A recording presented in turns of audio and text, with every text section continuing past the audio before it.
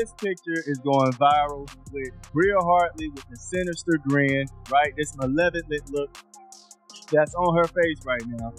Clearly smiling after injuring Sophie Cunningham. Bria Hartley took Sophie Cunningham out of the game after what appeared to be a brutal leg collision. The incident has left fans questioning the true nature of Hartley's actions. Was it simply a reckless play, or something more deliberate?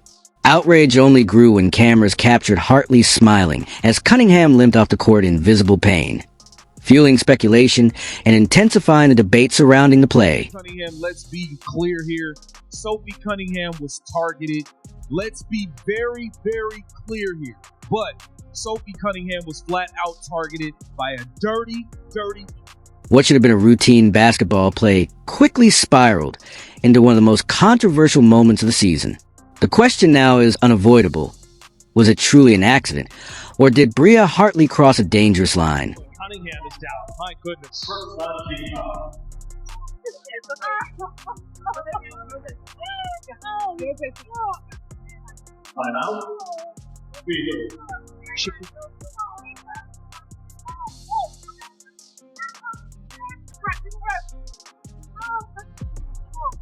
Scary moment as we went to commercial. Sophie Cunningham hit the floor hard, and she is being helped off the floor, heading back to the locker room. It was a scary moment just as the broadcast cut to commercial. Sophie Cunningham went down hard and had to be helped off the floor, heading straight to the locker room. The sequence began with a forceful drive to the basket. As Bria Hartley bulldozed her way through traffic in the second quarter, her momentum carried her directly into Cunningham's right leg, and the impact was immediate. Cunningham clutched her knee in agony before collapsing to court. Trainers rushed in quickly, but she was unable to continue and had to be escorted off. That just occurred. I was like, she tries to slide over right there, and Hartley just kind of falls and makes collision with that lower leg. You see her immediately grab it. And she went down hard and was clearly in a lot of pain. This wasn't just another injury. It felt like something far more serious. The entire arena fell silent as Sophie Cunningham was helped off the floor, later ruled out for the remainder of the game. Fans were left stunned, trying to process the implications of what they had just witnessed. The slow-motion replays did nothing to ease attention. In fact, they made it worse. The angle of collision, Cunningham clutching her knee, and the painful grimace etched across her face all painted a vivid picture of just how severe the moment truly was. Indiana Fever fans wake up pissed off today. Pissed off. Not only are we getting assaulted, but they're smiling about it. This is the sixth time they've smiled, laughed, and cheered on our Indiana Fever players getting assaulted, getting injured. And it pisses me off. What made the moment even more frustrating was the referee's lack of intervention. As if the collision itself wasn't enough, the officials never reviewed the incident. The game continued without any stoppage or acknowledgement of the injury. Yet it was clear to everyone watching that something serious had occurred. The failure to halt play and properly assess the situation left fans questioning not only the referee's decision-making, but also the overall integrity of the officiating. Why didn't the ref step in? Bria Hartley deserves zero benefit of the doubt. And Sophie Cunningham's family not too happy. The incident sparked a full-blown social media firestorm, with fans demanding answers and accountability from the league. Within minutes, timelines were flooded with frustration, anger, and disbelief. Many accused the WNBA of failing to protect its athletes, pointing to this as yet another example of negligence when it comes to player safety. The outrage only grew louder as the game continued without so much as a review, fueling perception that officials and league leadership were turning a blind eye to dangerous play. Comment after comment echoed the same sentiment. Players deserve better. What might have been written off as a single unfortunate collision instead became a flashpoint, igniting debates about fairness, protection, and whether the league is truly prioritizing the health of its stars. And all kind of excuses to say that Bria Hartley is not a dirty player. Let me tell y'all something, man. Come on in here, man. Let me tell y'all something. If it quacks like a duck, walks like a duck, eats like a duck, it's a duck, man. Come on, man. She is the dirtiest player in the WNBA right now, winning the trophy. All right, winning the trophy pool. Don't sit here and try to tell me Bria Hartley is not a dirty player. Cunningham's sister, Lindsay, and even her mother, Paula, soon joined the growing chorus of outrage, voicing their frustration over the league's handling of the situation. Their criticism wasn't limited to the referees on the court. It cut much deeper, targeting the system itself.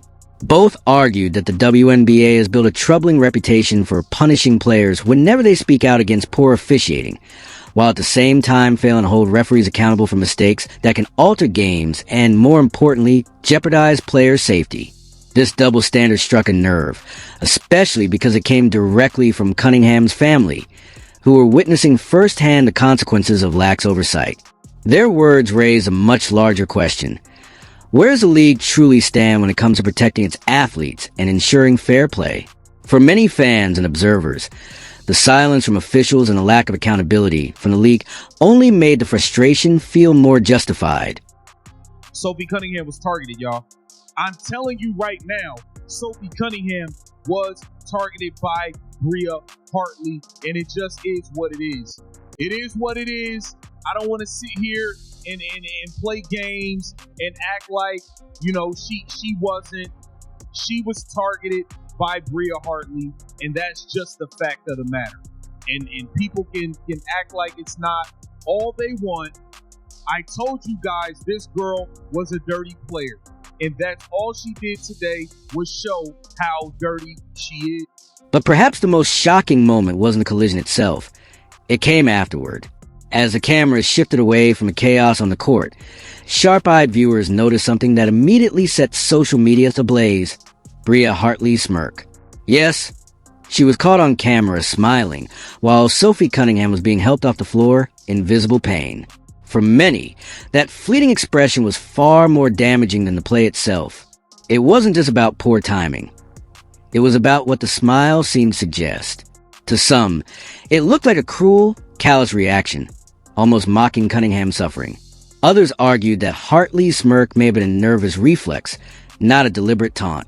Still, perception is everything, and in that tense moment, the damage was done. Fans who were already furious about the lack of a foul call now had one more reason to question Hartley's sportsmanship and character. Could things have possibly gotten any worse for her reputation than being caught smirking at such a critical, painful moment? For critics, the answer was clear. That single expression overshadowed everything else. You can tell Bria Hartley, in my opinion, she launched herself into her knee. She did. And I've seen some of the reaction online. And guys, it's despicable. It really is. There's a lot of people celebrating this injury. And guess what? You can imagine who it is. It's members of the old WNBA fandom, the ones that root for Paige Becker and Angel Reese and Asia Wilson and all the usual damn suspects. The world of social media erupted as a clip of Bria Hartley's reaction spread like wildfire, replayed endlessly from every possible angle. For fans, this wasn't just a matter of bad optics. It was something far more troubling. To many, the moment looked like Hartley laughing as Sophie Cunningham was being helped off the court, clearly in pain. That single image struck a nerve and ignited outrage across every corner of the internet. What had begun as a heated debate over a questionable collision quickly escalated into a much larger conversation about respect, sportsmanship, and accountability. Suddenly, it wasn't just about whether the play was reckless or intentional. It was about Hartley's perceived indifference, her complete lack of remorse at a time when empathy seemed like the only appropriate response. Fans, commentators, and even casual viewers couldn't look away, their frustration only intensifying with each replay. In that moment, Hartley's reputation wasn't being shaped by the play itself, but by the smirk that followed, and for many, it became a defining image of the controversy.